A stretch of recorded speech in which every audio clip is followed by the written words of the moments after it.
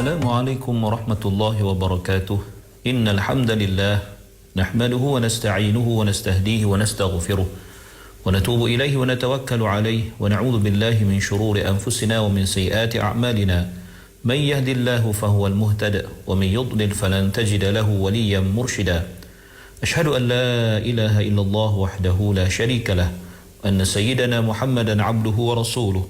وصفيه من خلقه وحبيبه بلغ الرسالة وأدى الأمانة ونصح الأمة وكشف الغمة وجاهد في الله حق جهاده حتى أتاه اليقين اللهم صل على سيدنا محمد وعلى آله وصحبه وبارك وسلم أما بعد.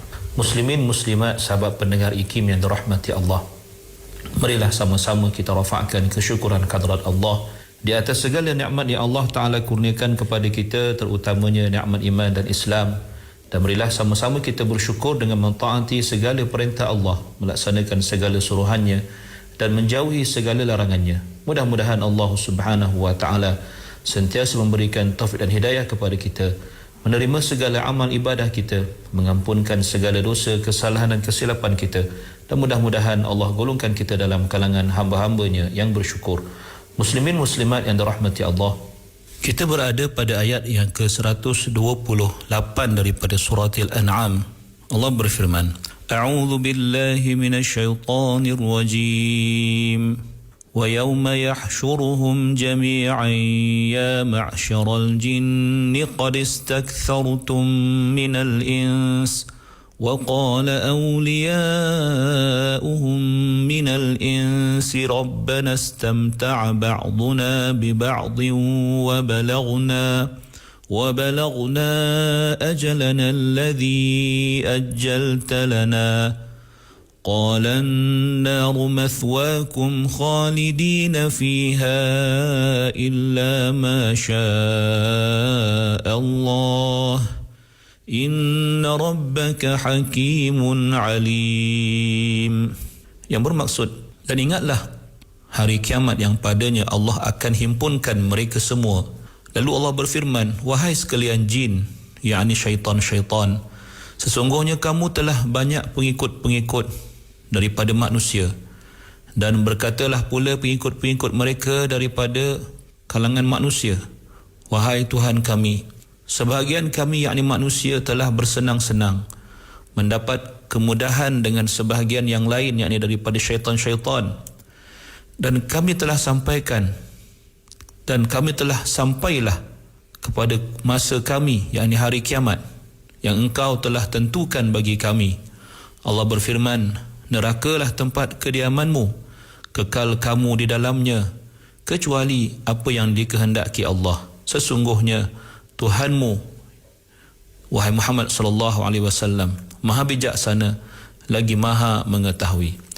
Muslimin muslimat yang dirahmati Allah Subhanahu wa Ta'ala, di dalam ayat-ayat ini, iaitu ayat ini dan ayat-ayat yang selepasnya, kita dapat melihat dan kita akan dapat menyaksikan bagaimana Allah Subhanahu wa Ta'ala membentangkan suatu bentuk al-hiwar, suatu bentuk dialog yang terdapat padanya pengiktirafan ataupun pengakuan, perbahasan dan perbincangan yang mana ia berupa gambaran apa yang akan berlaku, episod-episod yang akan berlaku pada hari kiamat yang berkenaan dengan golongan al-mujrimin, golongan yang melampau, golongan yang mempertikaikan hukum Allah, golongan yang tidak beriman kepada Allah Subhanahu wa Ta'ala pada hari kiamat.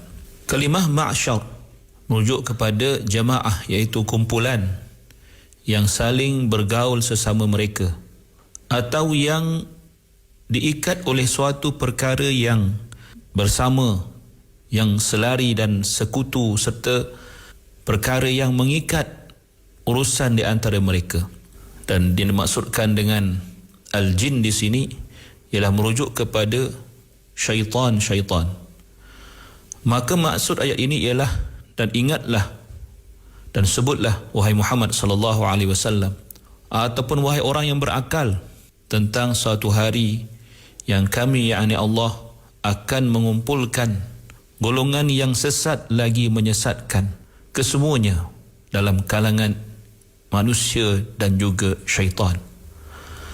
Lalu kami berfirman kepada golongan yang menyesatkan dalam kalangan jin atau dalam kalangan syaitan, qad istakthartum minal ins, sesungguhnya kamu wahai jin, wahai syaitan, telah melakukan banyak kerosakan, iaitu telah melakukan godaan, penipuan terhadap golongan manusia, dan bagaimana kamu telah mempengaruhi mereka dengan pengaruh yang besar sehingga mereka melaksanakan apa yang kamu arahkan.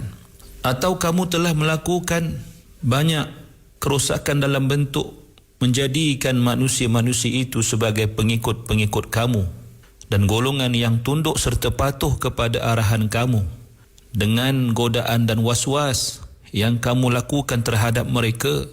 Lalu mereka melakukan pelbagai maksiat sehingga mereka telah tertipu oleh segala penipuan kamu, dan kamu berjaya merosakkan mereka dan menjerumuskan mereka ke lembah yang hina ini. Ini bermaksud di mahkamah pengadilan Allah Subhanahu wa taala di akhirat nanti, bila sampai gilirannya para jin akan didakwa bahawa mereka telah bersalah kerana telah banyak menyesatkan anak Adam dengan godaan-godaan yang dilakukan terhadap mereka. Manakala manusia pula dipersalahkan kerana tertipu dan tergoda dengan usaha jin dan syaitan itu.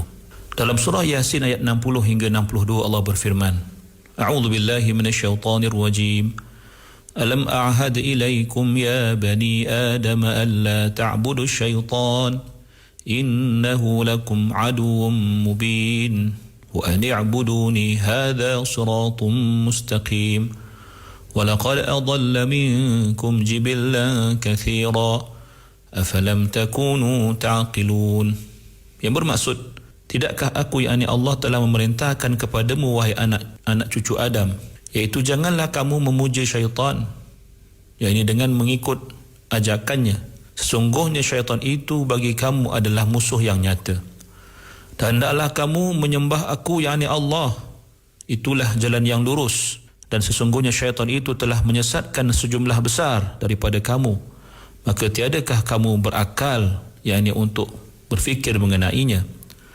Ayat ini merupakan celaan Allah kepada anak cucu Adam dan menyatakan kepada mereka nanti di akhirat mereka akan didakwa bahawa mereka juga bersalah kerana membiarkan diri mereka disesatkan atau dipujuk rayu oleh syaitan. Maka kedua belah pihak akan menghadapi tuduhan yang sama, iaitu satu daripadanya iaitu pihak jin dan syaitan sebagai golongan yang menyesatkan, dan satu pihak lagi ialah anak cucu Adam yang dituduh telah rela untuk disesatkan. Muslimin muslimat yang dirahmati Allah, seterusnya Allah berfirman, wa qala awliya'uhum minal ins rabbana istamta'a ba'duna bi ba'd. Maka menjawablah awliya'uhum, penolong-penolong mereka, teman-teman mereka dalam kalangan manusia, rabbana istamta'a ba'duna bi ba'd, wahai Tuhan kami, sebahagian kami telah mendapat manfaat daripada sebahagian yang lain. Maka ini merupakan suatu cubaan dalam daripada kalangan manusia untuk menghadapi tuduhan bersalah daripada Allah Subhanahu wa taala.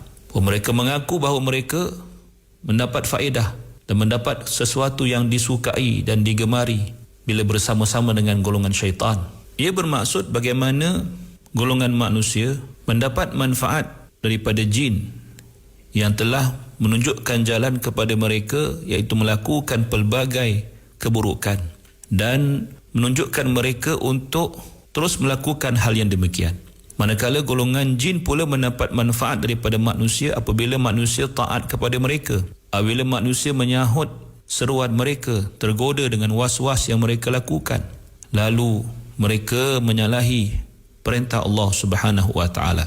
Al-Hasan al-Basri mengatakan bahawa tidaklah manusia dan jin itu merasa seronok atau mendapat kesukaan di antara satu sama lain, melainkan golongan jin itu atau syaitan itu yang memerintahkan, lalu manusia yang melaksanakan. Iaitu golongan jin mendapat kemegahan dan merasa hebat daripada manusia apabila mereka disembah oleh manusia. Dan manusia pula disebabkan dengan was-was ataupun godaan syaitan itu, merasa gembira pula dengan sikap mengutamakan kemahuan nafsu syahwat mereka dan lalu melakukan perkara-perkara yang melanggar perintah Allah Subhanahu wa taala.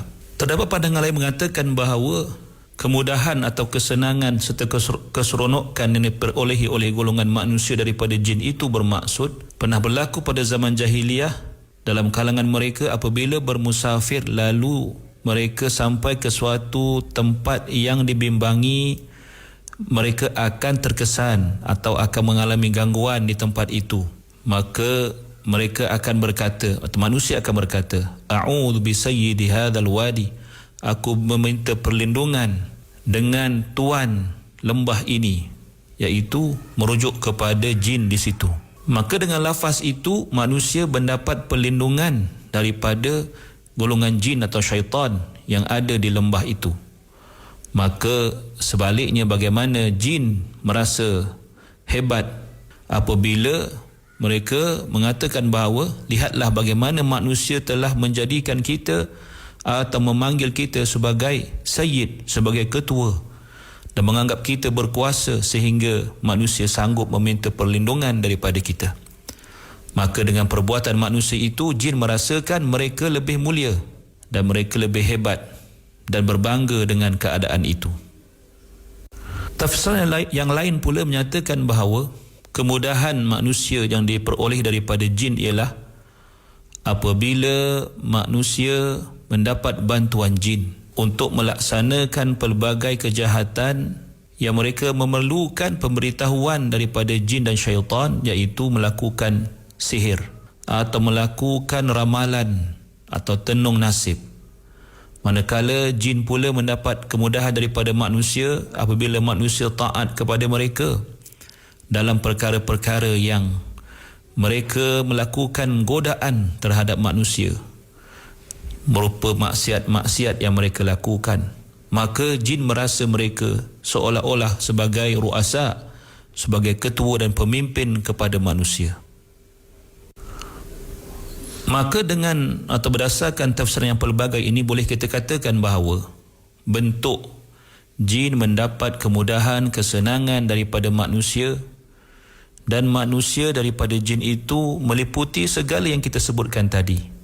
Apabila setiap pihak mendapat manfaat daripada pihak yang lagi satu dengan suatu bentuk kesenangan dan kemudahan yang sementara yang akan menjerumuskan mereka ke lembah yang hina di akhirat nanti.